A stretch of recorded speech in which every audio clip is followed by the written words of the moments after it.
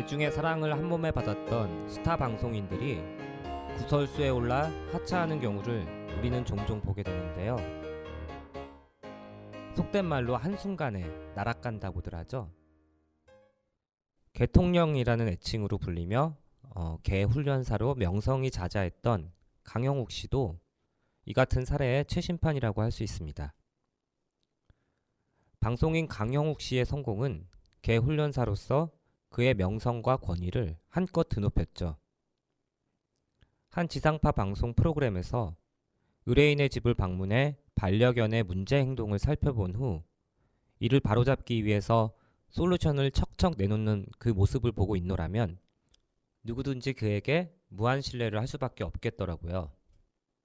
이렇게 방송을 본 시청자들은 강영욱 씨에게 무한한 신뢰와 애정을 갖게 됐지만 정작 그는 자기 회사 직원들에게 깊은 불신을 품고 있었던 듯합니다. 강영욱 씨가 대표로 있는 보듬 컴퍼니라는 회사에서 CCTV나 업무용 메신저 등 전자적 기기를 통한 무차별적 감시가 있었다는 피해 당사자의 증언이 얼마 전 세상에 공개됐죠. 논란이 일자 강영욱 씨는 자신이 운영하는 유튜브 채널을 통해서 이른바 전자감시 갑질 의혹을 해명했지만 직원들의 메신저를 무단으로 열람했다는 점은 인정했습니다. 사실 이 해명 영상을 보면요. 강 씨가 사용자로서 지켜야 할 기본적인 의무에 대해 무지하다는 점이 훤히 드러납니다. 예를 들어 강 씨는 CCTV와 메신저로 직원을 감시하는 게 불법이라는 점도 몰랐고 기본급과 인센티브를 받으며 수년간 재직한 훈련사가 피고용자에 해당한다는 줄도 퇴직금을 줘야 한다는 줄도 역시 몰랐다고 합니다. 지난 6월 11일 보듬 컴퍼니의 옛 직원들이 강영욱 전 대표와 그의 아내 수전예의 엘더 이사를 정보통신망법 위반 혐의로 경찰에 고소했는데요. 이들은 고소장에서 강 씨 부부의 메신저 대화 열람이 목적의 정당성이나 긴급성, 사전 동의, 수단이나 방법의 상당성 등을 결여했다고 강조했습니다. 보듬 컴퍼니 옛 직원들의 이번 고소에는 그 취지에 동의하는 시민 331명도 온라인 서명을 통해 고발인으로 참여했습니다. 한 시민은 유명인을 상대로 이렇게 용기 내는 게 쉬운 일이 아님을 잘 알지만 우리 사회 노동자들의 인권을 위해서라도 응원하는 마음으로 고발에 참여했다고 밝혔습니다. 이번 고발에 참여한 일부 시민뿐만 아니라 아마 대부분의 직장인들도 보듬 컴퍼니 갑질 사태를 보면서 자신의 일터를 떠올렸을 것 같습니다.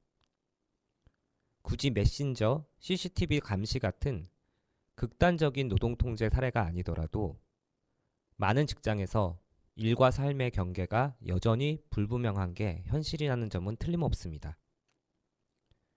강영욱 씨 같은 한 기업의 대표나 관리자 혹은 직장 상사로부터 일에 대한 맹목적인 헌신, 심지어 그를 넘어서서 기업 조직이나 상급자에 대한 복종을 강요하는 일이 너무나도 흔합니다. 자신의 일을 사랑하라는 말, 나와 조직의 발전을 위해 무조건 헌신하라는 말이 의미하는 건 뭘까요? 강영욱 씨처럼 입지전적의 경력을 쌓은 인물처럼 업무에 대한 전문성, 뛰어난 역량을 기르지 못하면 나는 너에게 함부로 대할 거야.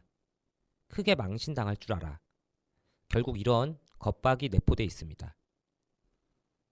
이런 일이 어떠한 제재도 없이 비일비재해지면서 오늘날 직장인들은 일터에서 내가 가져야 할 권리, 지켜야 할 최소한의 인격마저 쉽사리 포기하게 됩니다.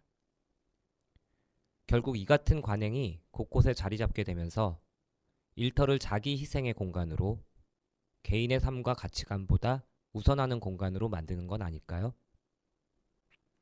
월담의 노동이 수다 45번째 방송은 일터 감시와 통제가 일상화된 우리 사회의 현실을 짚어보는 것으로 이야기를 열어봅니다.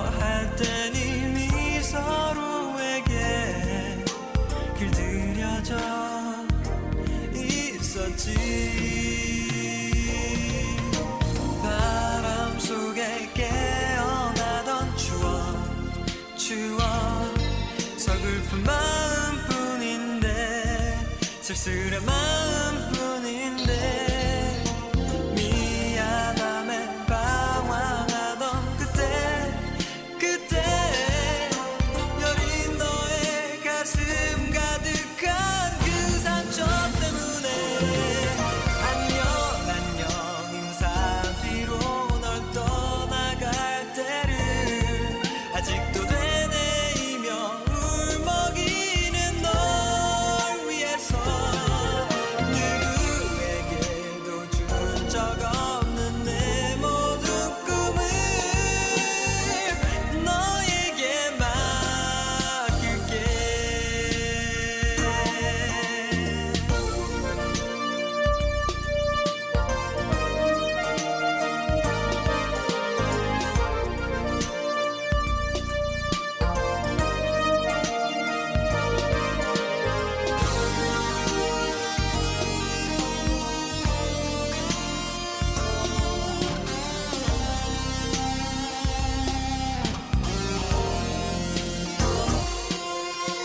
바람 속에 깨어나던 추억 서글픈 마음뿐인데 쓸쓸한 마음뿐인데 미안함에 방황하던 그때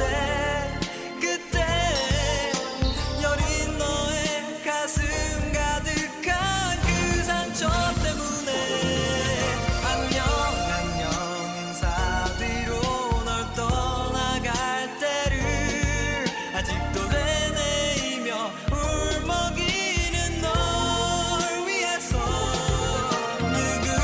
누구에게도 준 적 없는 나의 사랑을 너에게 맡길게.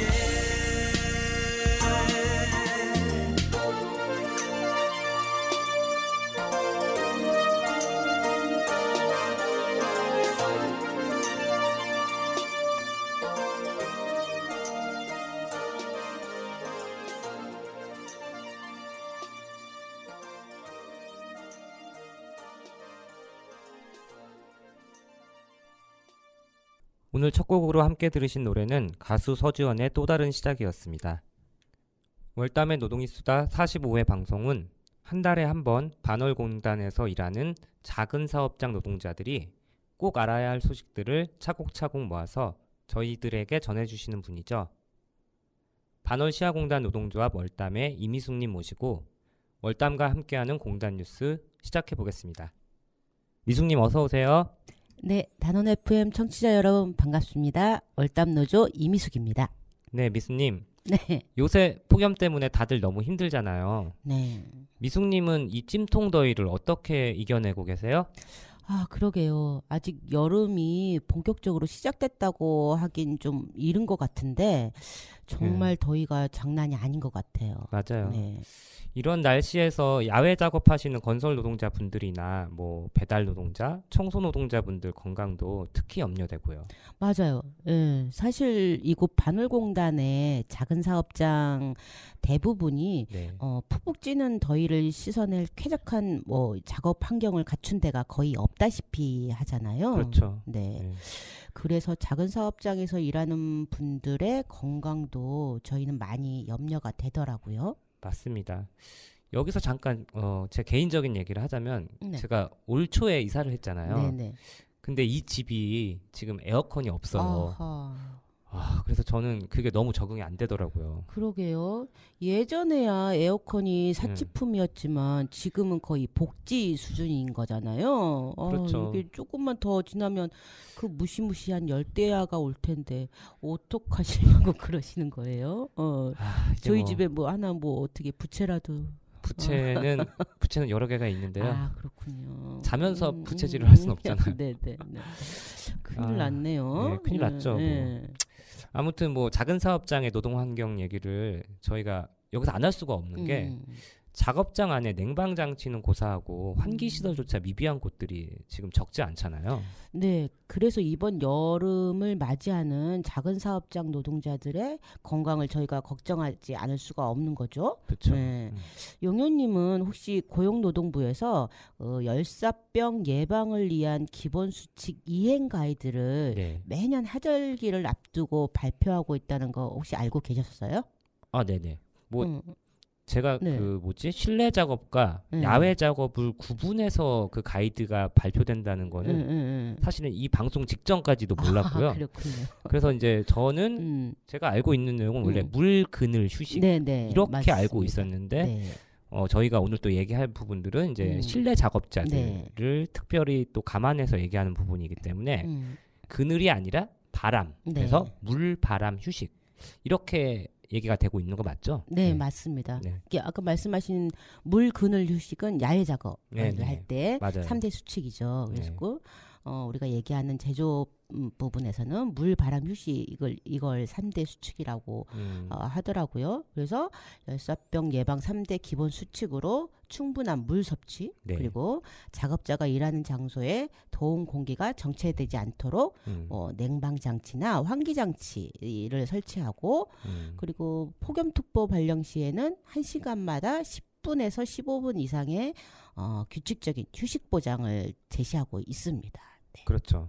그 고용노동부가 제시하는 이 3대 기본 수칙도 그 온열 질환을 예방하기 위한 최소한의 요건인 거잖아요. 네, 폭염기 노동자 건강권을 위한 기본 중에 기본이라고 할 수 있죠. 네.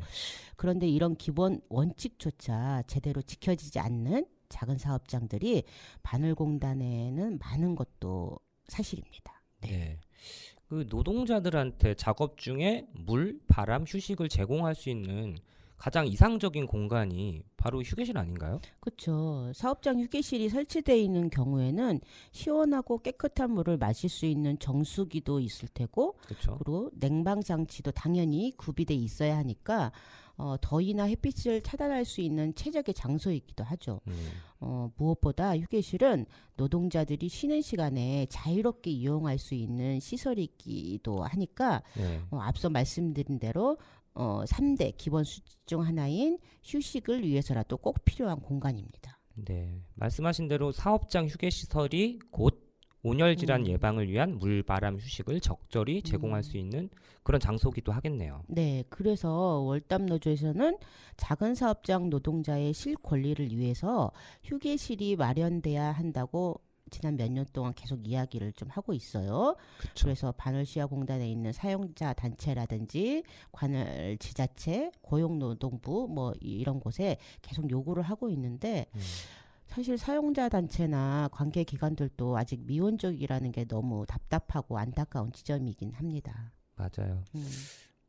날씨 얘기로 말문을 열었다가 네. 어느새 작은 사업장 노동자들의 건강권, 뭐 휴식권 이야기로 옮겨갔네요. 네. 그쪽 어쩌다 보니 갑자기 무슨 성토대회가 열린 것 같기도 하고 그렇습니다. 네. 네. 아무튼 그 부쩍 더워진 날씨 탓에 뭐 저희들도 마찬가지고 단원 FM 청취자 여러분들도 다들 걱정이 많으실 것 같아요. 그래도 역시 가장 중요한 건 그 지나치게 긴 노동 시간과 과도한 노동 강도를 완화하고 충분히 휴식을 취하는 것이 아닐까 싶습니다. 네. 자, 그럼 오늘의 공단 뉴스는 어떤 소식들이 기다리고 있는지 하나하나 알아볼까요? 네. 공단 뉴스 시작해 보도록 하겠습니다. 네. 첫 번째 소식은 정부가 뿌리산업 특화단지를 추가하면서 이 뿌리산업에 대한 육성 지원 정책을 강화했다는 소식입니다. 용현님 혹시 뿌리산업이라고 아세요? 뭐 뿌리산업. 뿌리 염색, 뿌리 염색, 뭐 뿌염 줄여서 이렇게 얘기하잖아요. 또 이제 부산인가 그럼? 부산 뭔가 좀 이상하긴 한데 네. 뭐 부산에 저기 약간 된 소리 발음 같기도 하고 뿌리 산업을 알다 마다요. 예. 그럼요. 그럼 좀 이게 혹시나 모르시는 청취자분들이 혹시나 계실까 네네. 싶으니까 한번 설명을 좀 해주시겠어요? 그럴까요? 네. 보통 이런 거는 이제 공단 뉴스 준비해 오시는 저한테 떠넘기시네요. 예, 뭐 근데 사실 이제 어렵지 않은 개념인 것 같아요. 네. 이제 우리가 평소에 알고 있는 뿌리라고 하는 건 이제 식물의 밑동 부분을 말하는 거잖아요. 그렇죠. 이게 보통은 이제 땅 속에 묻혀서 뭐 수분이라든지 양분을 빨아올리고 또 줄기를 지탱하는 작용을 하는 기관을 우리는 뿌리라고 부르는데요. 그렇죠. 산업도 마찬가지입니다. 이제 그런 기능을 하는 기업을 말하는 게 뿌리 산업이라고 하더라고요. 그러니까 말 그대로 산업에서 뿌리 역할을 하는, 예를 들면은 뭐 자동차, 조선, 최근에는 이제 뭐 정보통신 등 기초 부품을 만드는 산업을 말하는 거죠. 대표적으로 뭐 반월시아 공단에도 자주 볼 수 있는 업종인 것 같긴 한데, 주조라든지 금형, 그리고 흔히 프레스 가공이라고 하는, 좀 어려운 말인데 소성 가공이라고 하는 또 업종이 있고요. 그리고 뭐 용접, 표면 처리, 뭐 열 처리 같은 업종들이 그 대표적인 유형이라고 볼 수 있을 것 같습니다. 그리고 또 최근에는 정밀 가공, 그리고 3D 프린팅 기술을 제조업에 접목한 생산 기술을 또 이제 어려운 말로 적층 제조라고 한대요. 네. 저도 이거 좀 이번에 준비하면서 처음 알게 됐는데, 이런 업종들도 있고, 그다음에 필름, 뭐 로봇, 센서 등의 산업 등까지 다 포함해서 그 범위가 최근 들어서 넓어졌다고 합니다. 이런 정밀가공이나 적층제조 이런 부분들은 최근에 포함된 거가 보죠. 최근을 어디까지 잡아야 될지 모르겠지만 아무튼 뭐 언론에서는 그렇게 얘기하고 있더라고요. 네. 어려운 거 잘 설명해 주셨습니다. 네, 근데 감사합니다. 근데 주조, 금형, 뭐 프레스 가공 다 어렵네요. 네. 뿌리가 참 깊고 넓은 것 그렇죠. 같아요. 예. 아무튼 이렇게 설명해 주신 것처럼 예. 제조업의 기초가 되는 산업을 이제 뿌리 산업이라고 하고, 그리고 매우 중요한 역할들을 하고 있는 거죠. 네네. 예. 그런데 그 중요성에 비해서 대부분의 뿌리 기업들이 규모가 작고 노동 환경이 그리 좋지는 못하다고 합니다. 그쵸. 네.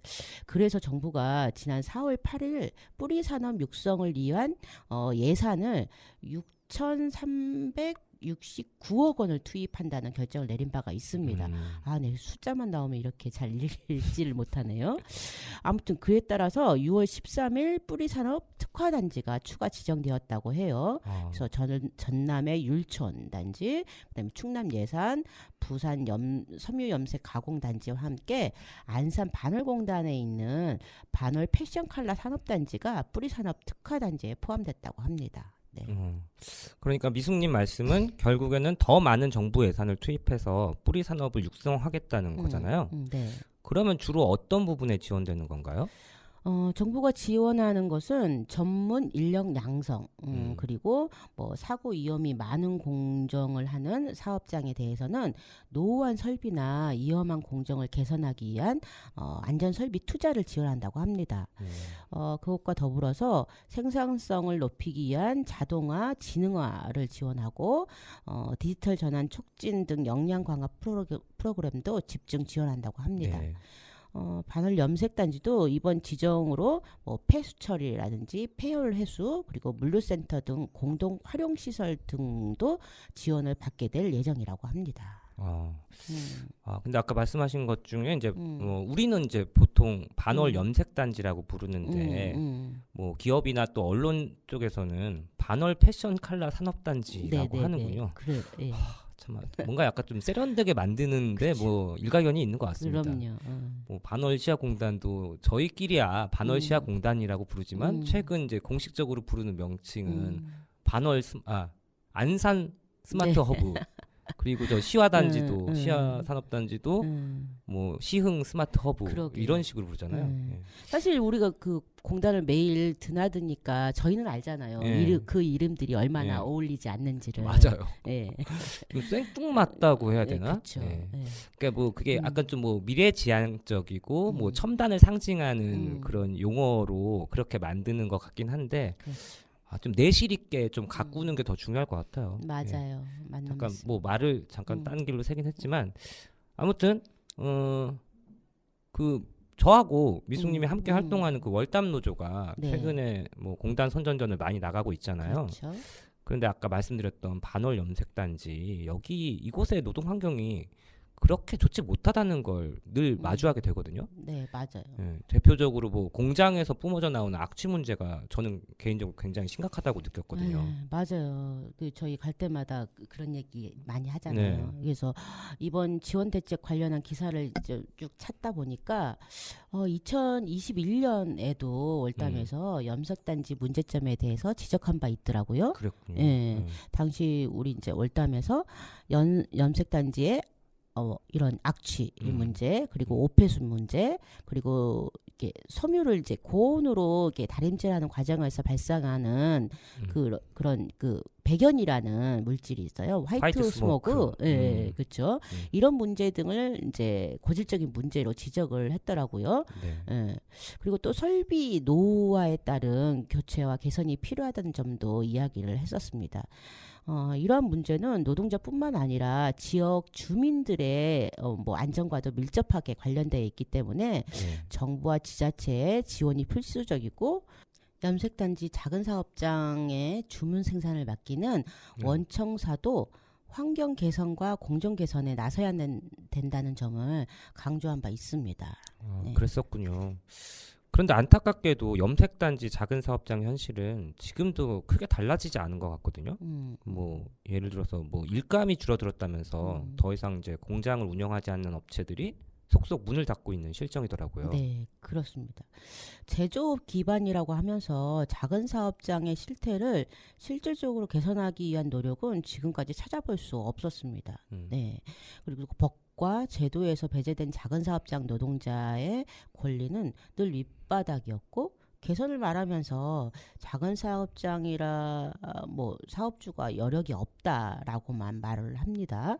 그래서 정부 지원은 노동자에게 전혀 닿지 않는 반면에 비정규직을 늘리거나 뭐 파견을 확대할 때는 꼭 뿌리 산업을 들먹이곤 하죠. 맞아요. 네.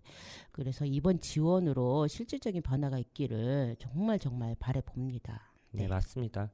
정부의 정책 뭐 문서상으로만 뭐 서류상으로만 존재하는 그런 게 아니라 말로만 중요한 그런 뿌리 산업이 아니기를 다시 한번 바라봅니다. 네.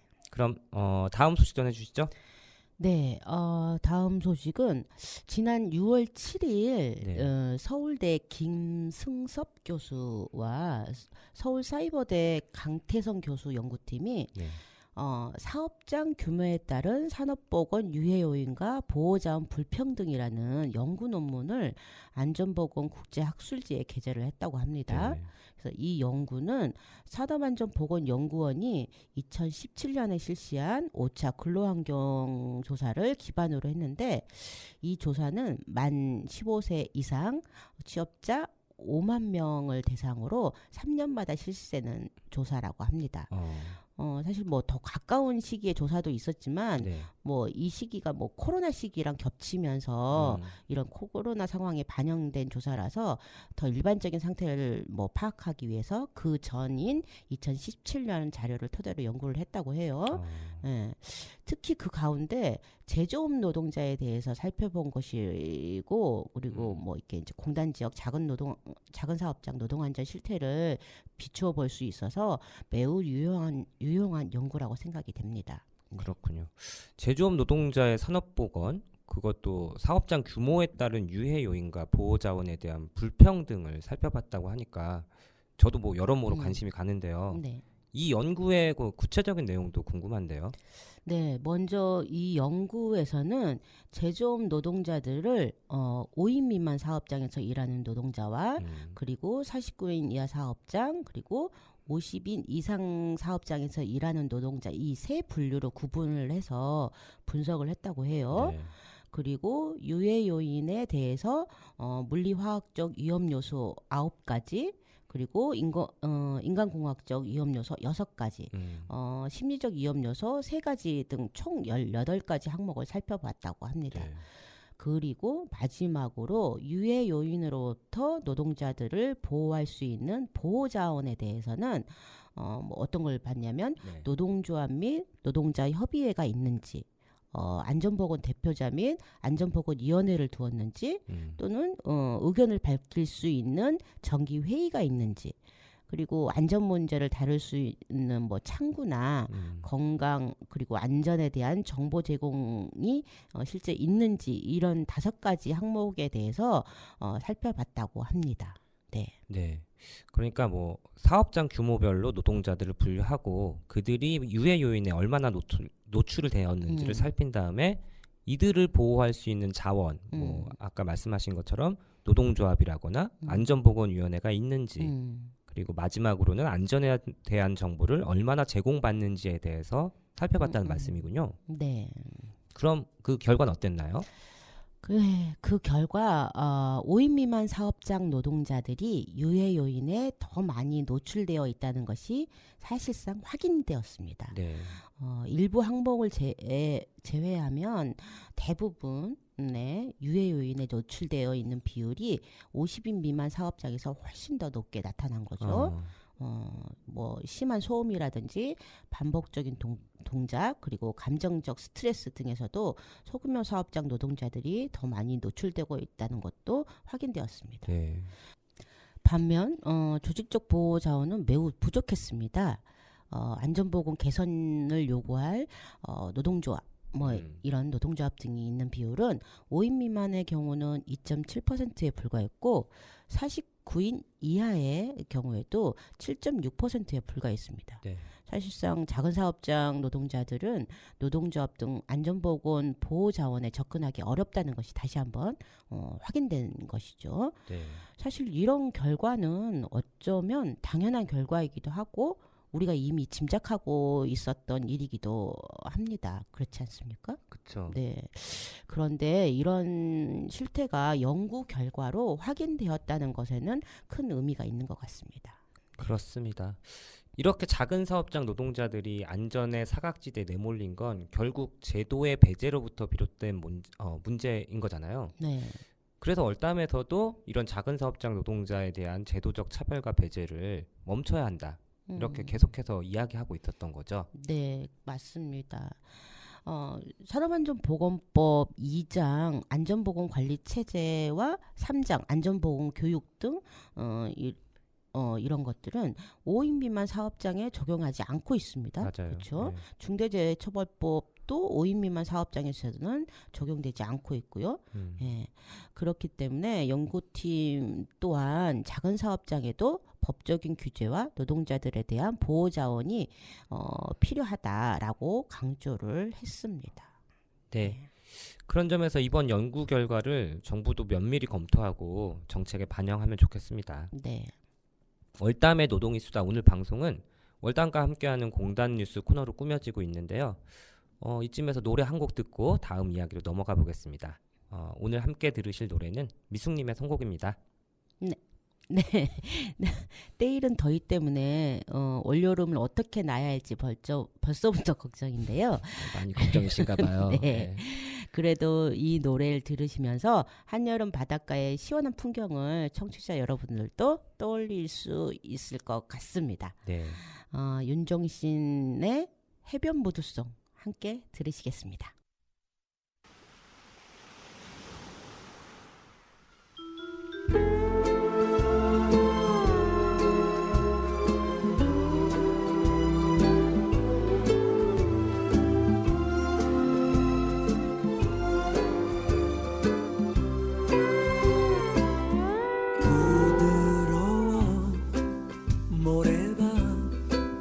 잔잔히 부서지는 파도 소리 앞에서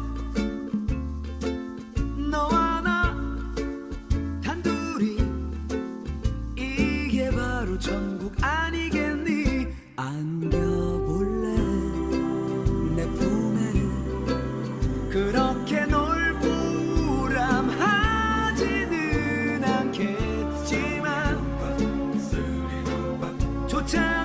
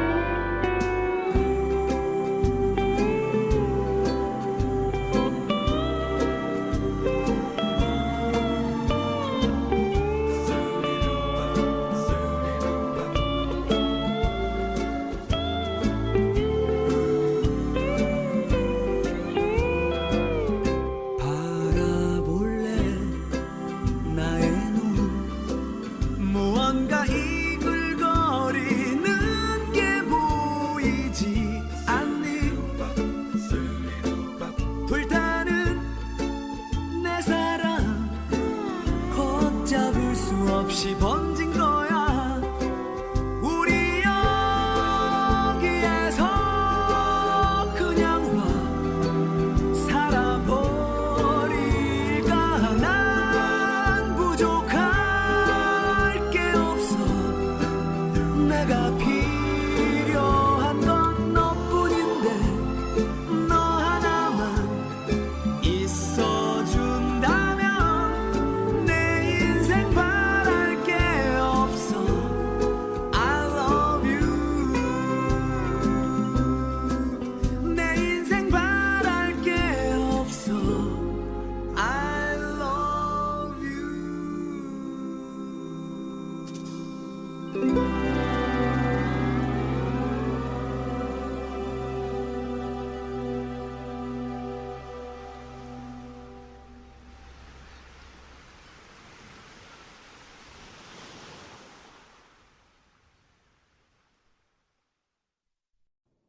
예, 노래 듣고 오셨고요. 공단 뉴스 계속해서 이어가 보겠습니다. 네. 먼저 용현님은 안산하면 가장 먼저 떠오르는 게 뭔가요? 음. 저는 그 양궁 선수 안산님 먼저 떠오르고요. 대본대로 안 해서 죄송합니다. 일단은 저희가 가장 많이 드나드는 공간이죠. 네. 공단이죠. 네네. 실제로 안산은 그 반월공단의 배후 도시기도 하잖아요. 그렇죠. 그리고 또 그 다음으로 연상이 되는 건 이곳 반월공단에서 일하고 있거나 안산에 거주하고 있는 이주민이 저는 또 떠오르거든요. 그 안산 지역이 사실 한국에서 가장 많은 이주민이 살고 있는 도시이기도 하잖아요. 그렇죠. 네. 네. 저랑 같은 생각을 하셨네요. 네. 안산님 제일 먼저 떠오르셨나요? 아니. 저 깜짝 놀랐습니다. 죄송합니다. 네. 아무튼 저도 이곳 반월공단과 이주민이 가장 먼저 떠올랐거든요. 네. 그래서 오늘 세 번째로 나눌 이야기는 바로 이주민에 대한 이야기입니다. 한국 사회에서 이민 정책의 중요성이 최근 꾸준히 논의되고 있습니다. 정부도 이민의 개방적인 태도를 보이고 법무부 장관이 이민청 설립이 필요하다고 주장하고 있기도 합니다. 네. 혹시 영현님은 한국에 체류 중인 외국인 수가 몇 명인지 혹시 아세요? 이게 제가 정확히는 기억을 못 하는데 뭐 대략 한 200만 명? 이 정도였나요? 비슷합니다. 네. 한국에 체류 중인 외국인 수는 251만 명에 이르고 비슷한데? 그 가운데 죄송합니다. 2는 같잖아요. 예. 네. 첫 글자는 같았으니까. 그럼요. 첫 글자 같은 게 얼마나 중요한데. 아무튼 그 가운데 90일 이상의 장기 체류자가 188만 명에 이른다고 합니다. 이주 노동자 규모도 점점 이렇게 늘어나고 있어서 올해는 역대 최대 규모인 거 아시죠? 네네. 16만 5천 명이라고 하니까 한국 사회는 이미 다양한 국적 출신의 사람들이 섞여서 함께 살아가는 사회라고 해도 크게 틀리지 않는 것 같습니다. 맞아요. 예. 그 규모만 생각하면 지금 이민청 설립 얘기가 나오는 것도 당연하다는 생각이 들어요. 네. 예. 그리고 또 요 근래 안산시에서는 이민청을 또 안산으로 유치하려고 여러 가지 정책적 노력을 기울이고 있다는 소식도 들려오잖아요. 네. 이 이주민들도 이민청 설립이 정말 필요하다는 이야기를 합니다. 그래서 이민청이 한국에 정착하려는 이들의 뭐 일과 생활에 많은 도움을 줄 수 있기 때문이죠. 네. 한국 정착이 어려웠던 만큼 이민청 설립에 대한 기대가 형성될 수밖에 없습니다. 그런데 지금 한국 정부가 말하는 이민청은 이런 기대를 충족할 만한 것이라고 보기에는 좀 힘든 것 같다라는 비판이 일고 있습니다. 그러니까 필요하긴 한데 현재 정부가 말하는 이민청에는 어떤 비판이 일고 있다. 그러면 이제 뭔가 문제가 있다는 말씀이잖아요. 네, 그 정부가 추진하는 이민 정책은 인구 절벽 해소를 위한 수단이나 이주민에 대한 관리 그리고 이들을 통제하려는 정책의 성격이 강하기 때문입니다. 실제 정부 발표를 보면 이주민들이 바라는 것처럼 정착과 생활을 지원하는 것이 아니라 이주민에 대한 관리와 통제를 효율적으로 하고자 하는 것에 가깝습니다. 대체 뭐 정부 정책이 음. 어떻길래 그런 말이 나오는 거죠? 법무부 장관이 실제 이민청 설립을 주장하면서 필요한 외국인만 정부가 판단해서 예측 가능성 있게 받아들이겠다. 또는 불법 체류자는 더 강력하게 단속하겠다. 그리고 인도주의적 측면이나 다양한 문화의 유입이 목적이 아니라 국민의 현실적 이익을 목적으로 하는 것에 하겠다라고 못을 박았습니다. 네. 참 너무 당당하게 이런 목표를 노골적으로 표현하니까 네. 오히려 듣는 사람이 좀 당혹스러울 지경이거든요. 네, 그런데 그 내국인 정서도 크게 다르지 않는 모양이에요.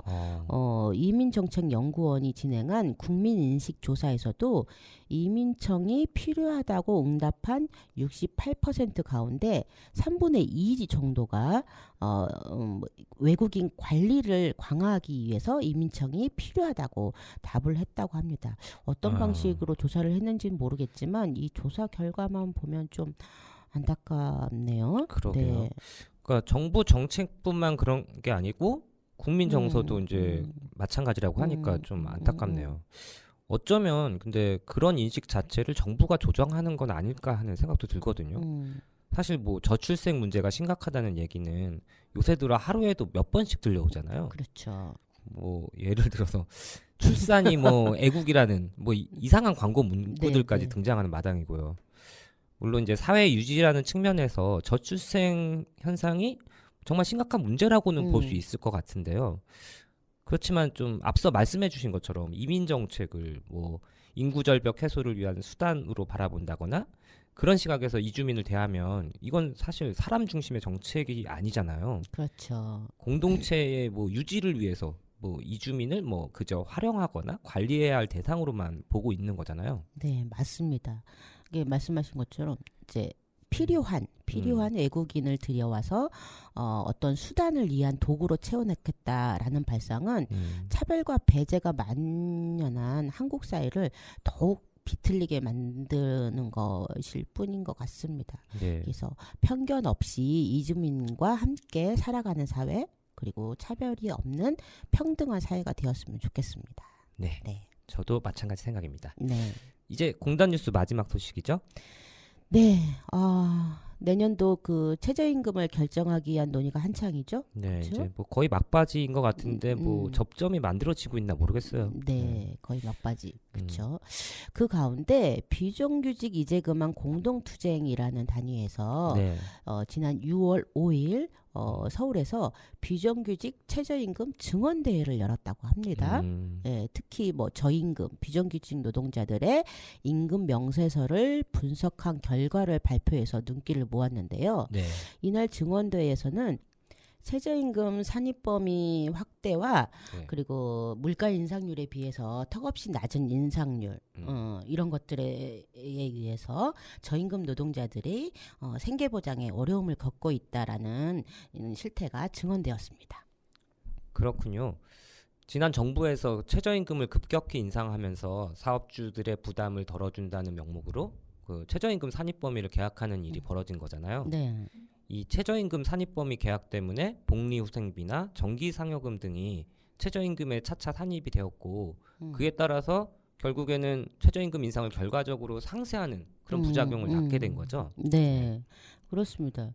그래서 이날 노동자들은 계약된 그 산입 범위를 다시 정상적으로 되돌려야 한다고 주장을 했습니다. 네. 사실 기본급이 최저임금쯤은 되어야 된다는 것이 상식이어야 되는 거 아닌가 싶습니다. 네. 그렇죠? 그쵸. 예. 그래야 온갖 수당으로 보충되거나 시간의 수당, 뭐 야간 수당을 위해서 장시간 노동을 하는 실태가 조금은 더 덜해질 것 같거든요. 맞아요. 그리고 여기에 더해서 또 하나 해결돼야 할 과제가 바로 노동자로서 지위가 인정되지 않는 특수고용, 플랫폼 노동자들의 최저임금 문제입니다. 사실 이들의 경우에는 최저임금보다 더 낮은 임금이 형성되고 있는 거잖아요. 맞죠. 예. 뭐 예를 들어서 물량이라든지 뭐 실적, 작업 건수 등을 기초로 해가지고 그 일의 대가가 산정이 되는 거잖아요. 네. 그러다 보니까 시간급으로 살펴볼 때는 최저임금에 훨씬 못 미치는 상태로 일을 하는 셈이라고 하더라고요. 네. 결국 더 낮은 임금으로 더 긴 시간 그리고 또 더 높은 노동 강도의 노동으로 스스로를 내몰아야 하는 노동자들이 사실은 특수고용 플랫폼 노동자들이 아닌가 싶습니다. 네. 그래서 이 노동자들에게도 최저임금을 적용하라는 요구가 지난해부터 나오기 시작을 했습니다. 물론 네. 그 전에부터 계속 얘기는 있었지만 본격적으로 나온 건 지난해부터였다고 해요. 그래서 올해는 최저임금위원회에서 이를 다루자는 주장을 노동계에서 강하게 제기를 했는데요. 최저임금법에 있는 도급 노동자의 최저임금에 대한 조항을 적용해서 특수고용 노동자나 플랫폼 노동자의 최저임금을 정하자라는 거에 이것이 노동계의 주장입니다. 네. 그래서 최저임금위원회 논의에서 노동계와 경영계 간의 공방이 계속 오갔다고 해요. 올해. 근데 결국은 올해도 이에 대한 논의를 더 진행하지는 않기로 결정을 했다고 합니다. 네. 그렇군요. 그러니까 또 한 번 특수고용 플랫폼 노동자의 최저임금 논의가 미뤄진 셈인데요. 이게 어찌 보면 이들 노동자들의 저임금 상태를 1년 더 방치하겠다는 것과 마찬가지 아닐까 싶네요. 그렇죠. 근데 또 한편으로는 그 이들의 노동자성이 인정이 되어서 노동자로서의 권리가 평등하게 적용되는 것이 또 중요하잖아요. 네, 그렇죠. 그런데 이렇게 별도의 방식으로 최저임금을 산정하는 이런 예외 조항을 또 형성해야 하는 것이 과연 올바른 해법인지도 저는 또 의문이 드네요. 네. 사실 그 논의하는 거는 되게 중요한데 네. 그 또한 이 부분에서 좀 의문이 들기도 했어요. 그래서 오히려 정부의 뭐 이런 책임을 방기하고 있는 것들을 좀 비판을 하고 네. 보편적인 노동권, 보편적인 최저임금 적용으로 나아가는 것에 더 집중을 해야 되는 거 아닌가? 뭐 이런 생각도 들었습니다. 네. 사실 현재 도급 임금 형식의 수당, 뭐 수수료, 뭐 건당 작업 단가 등으로 임금을 받고 있다고 하더라도 네. 그를 이유로 별도로 최저임금을 형성하는 것이 아니라 일하는 시간만큼 최저임금을 적용하라고 요구하면 어떨까 하는 생각도 들고요. 네. 예. 임금 형태가 도급제일 뿐이지 우리의 노동은 모두가 이 삶의 일부를 차지한다는 점에서 같은 거잖아요. 그럼요. 예, 그래서 예. 그런 다른 점보다 같은 본질을 찾아내고 그로부터 최저임금 적용이 보편적인 권리로 나아갈 수 있기를 좀 바라봅니다. 네. 네. 오늘 봉단 뉴스는 여기까지인데요. 네. 네. 고생하셨습니다. 네. 지금까지 월단과 함께하는 공단 뉴스 시간이었고요. 오늘도 이렇게 알찬 소식으로 코너를 채워주셔서 월단 뉴스 이미숙님께 정말 감사드린다는 말씀을 청취자 여러분을 대신해서 제가 전하겠습니다. 네. 아니 공단 뉴스 제가 갑자기 마무리한 느낌이 들어가지고 약간 좀 이상하긴 한데 아무튼 그래도 인사는 드리겠습니다. 네네. 네, 저는 다음 공단 뉴스 시간에 다시 찾아뵙겠습니다. 청취자 여러분 오늘도 건강한 하루 보내시고요.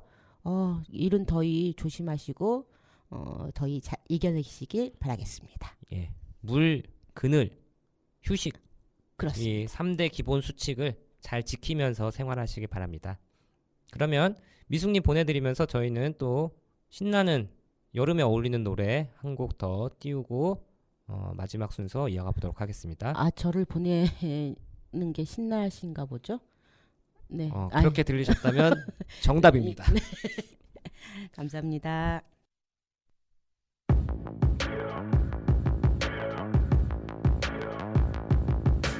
People dream high in the quiet of the night. You know that I caught it. Bad boy, shiny toy with a price. You know that I bought it. Killing me slow out the window. I'm always waiting for you to be waiting below. Devils roll the dice, angels roll their eyes. What doesn't kill me makes me want you more. And it's blue, the shape of your body is blue. The feeling I got in it, it's cool summer. It's cool, that's what I tell 'em, no rules. Unbreakable heaven, but it's cool summer with you.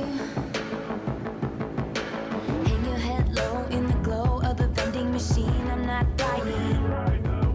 We say that we'll just screw it up in these trying times. We're not trying. So cut the headlights. Summer's a knife. I'm always waiting for you just to cut to the bone. Devils roll the dice, angels roll their eyes, and if I bleed, you'll be the last to know. Oh, it's blue. The shape of your body is blue. The feeling I got it is blue. It's a cruel summer. It's cool. That's what I tell 'em, no rules. Unbreakable heaven, but it's a cruel summer with you. I'm drunk in the back of the car, and I cried like a baby coming home from the bar. Said I'm fine, but it wasn't true. I don't wanna keep secrets just to keep you. And I snuck in through the garden gate every night that summer just to seal my fate. And I scream for whatever it's worth. I love you, ain't that the worst thing you ever heard? He looks so gritty like a devil. It's blue. The shape of your body is blue. The feeling I got it is it's a cruel summer. It's cool. That's what I tell 'em, no rules. Unbreakable heaven, but it's a cruel summer. I'm drunk in the back of the car, and I cried like a baby coming home from the bar. Said I'm fine, but it wasn't true. I don't wanna keep secrets just to keep you. And I snuck in through the garden gate every night that summer just to seal my fate. And I scream for whatever it's worth. I love you, ain't that the worst thing you ever heard?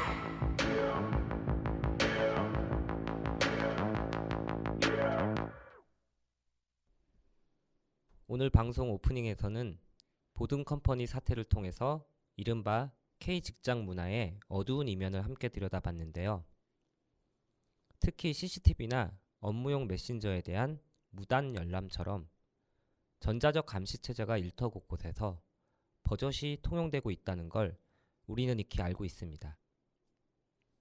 이렇게 일터에서 사용자가 지켜야 할 기본적인 책무들이 오늘날 한국 사회에서는 너무도 쉽게 간과되고 있죠.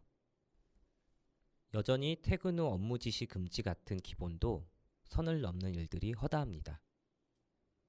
얼마 전 시민단체 직장갑질 119가 발표한 내용에 따르면 최근 들어서 연결되지 않을 권리에 대한 관심이 높아지고 있는 와중에도 직장인 10명 중 6명은 퇴근 뒤 업무 연락에 시달리고 있다는 조사 결과가 나왔습니다. 지난 3월 직장인 1,000명을 대상으로 설문조사한 이 결과를 보면요.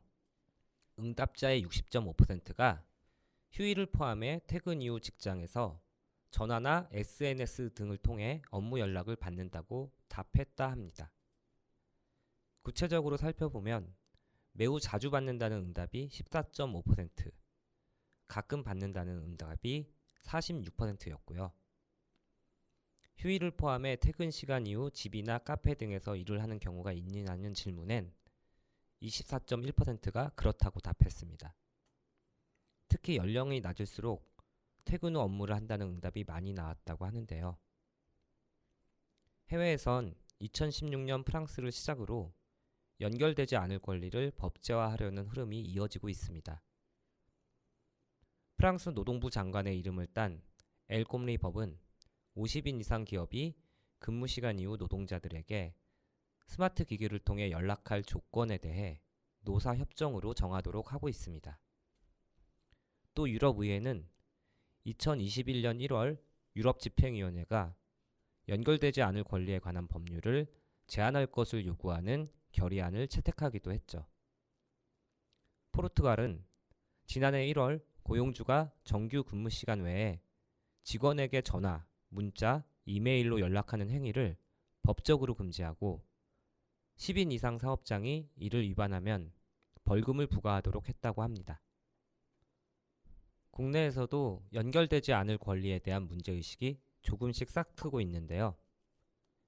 경기도 광명시는 2017년 7월 전국 지방자치단체 중 처음으로 퇴근 후나 공휴일에 SNS로 업무를 지시하지 않겠다는 내용이 담긴 직원 인권 보장을 선언했습니다. 경기도와 경기도 공무원 노조는 역시 2017년 10월 근무 시간에 SNS 등을 통한 업무 지시를 없애기 위해 노력한다는 내용을 담은 단체 협약을 체결했다고 하죠. 그런데 이러한 흐름에 실효성을 부여할 근로기준법 개정은 여전히 답보 상태에 머물고 있습니다. 지난 21대 국회에서 발의된 관련 법안은 회기 만료로 결국 폐기됐다고 하죠. 이 연결되지 않을 권리가 선언에 그치지 않으려면 근로기준법에 근로시간 외 사용자 연락 금지를 명문화할 필요가 있다고 직장갑질 1구는 밝히고 있습니다. 이렇게 일과 삶의 경계를 허물어서 언제 어디서나 일할 수 있는 환경이 조성되면 직장인들의 건강은 갈수록 악화될 수밖에 없겠죠. 특히 원격 근무나 재택근무의 도입으로 시간과 장소의 제약을 받지 않고 유연하게 일할 수 있는 그런 굴레를 벗어나기가 더욱 어려워지게 됩니다. 사용자나 상급자가 업무용 메신저를 무단 열람하는 게 위법하듯이 퇴근 후 메신저 등을 이용해서 업무 지시나 연락을 당연시하는 것도 법률로 엄격하게 규제해야 하지 않을까요? 다급한 용무가 아니라면 예약 문자나 예약 메일 등을 활용해서 노동자의 휴식권을 침해하지 않도록 하는 것도 역시 좋은 방법일 것 같습니다. 한편 지난해 정부는 디지털 권리 장전을 발표하면서 모든 사람은 디지털 기술의 발전으로 출현하는 다양한 노동 환경에서 안전하고 건강하게 근로하고 디지털 연결에서 벗어나 휴식을 보장받아야 한다는 내용을 담기도 했습니다.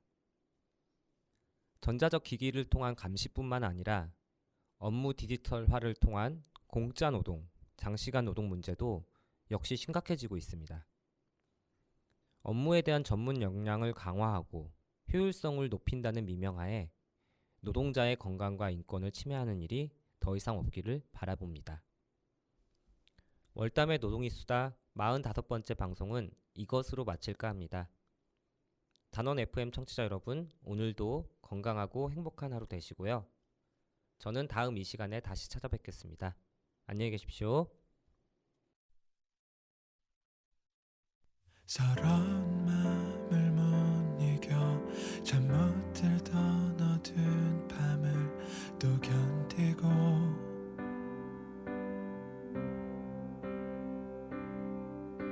내 절망과 상관없이 무심하게도 아침은 날 깨우네.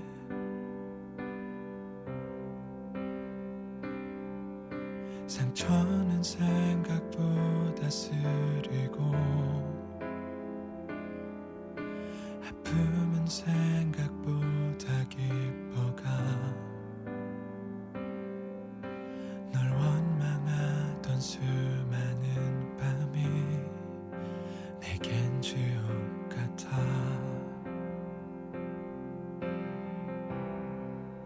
내 곁에 있어줘, 내게 머물러줘. 네 손을 잡은 날 놓치지 말아줘. 이렇게 네가 한 걸음 멀어지면 내가 한 걸음 더 가면 되잖아.